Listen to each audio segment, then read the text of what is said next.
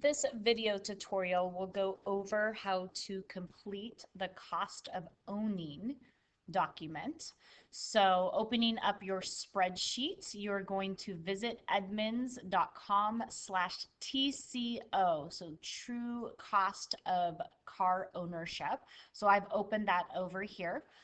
Okay, I'm going to enter in my vehicle year, make, and model. So for my project vehicle, I'm using a 2025 Chevy Traverse Z71, and it is all-wheel drive. The purchase price of my vehicle was $54,450. Okay, so on the true cost of ownership Edmunds site, I'm going to go ahead and select the make, year, and model. So Chevy 2025, and then I'm looking for the Traverse SUV. My style is the Z71 SUV all-wheel drive. Okay, so after I put that in, I'm going to go ahead and hit go. And what I find when this happens is that I am looking and I'm seeing that there is actually no data available. So I can go and try a different model, but I can see here no data unavailable for all of those. Okay. So I did this on purpose because I want to make sure that you see that if this happens to you, what do you do next? So we go back. And essentially, I want to look for another vehicle that is similar to your project car. So I'm going to go ahead and say vehicle similar to Traverse, oops, Z71. All right, so I'm just going to look and see what else is similar to that. Okay, well, I can see here it tells me that the GMC Arcadia Denali is similar to that.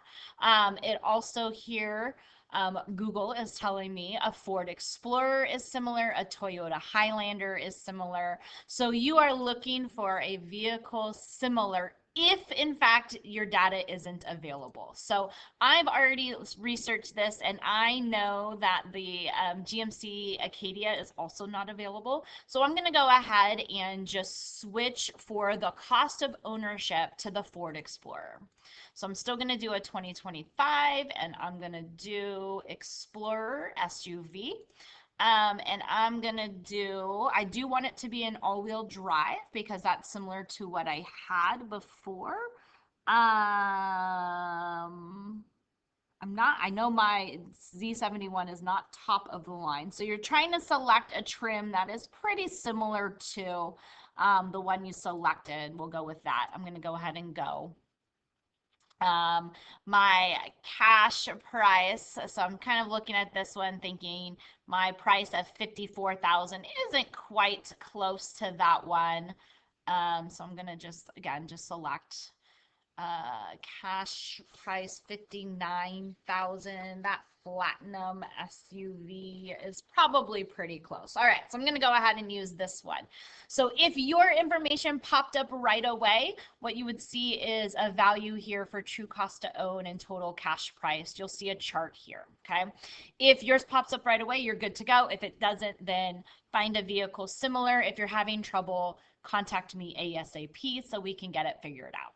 All right, so here's what I need. I need the ownership cost breakdown here. So the first thing I'm looking for is insurance for year 1 through 5. So here are my amounts right here. Okay, I do not need to write down the total. I have it so it will automatically calculate that for you. So I'm going to go ahead and add the values that are on the spreadsheet. Here we go. So I added my insurance. You'll see right below that maintenance. So you're going to go ahead and copy those values over for your maintenance. And then right below that is repair. So because you're buying a new vehicle, odds of having any type of repairs in the first couple of years are pretty small. That is an advantage of having a new vehicle, is most of that's going to be covered under a warranty for repairs. The older your vehicle, the more you're going to have set aside for those repairs. All right, fuel. This is an estimate for fuel. So fuel's down here. Again, I'm going to just be copying over for each year.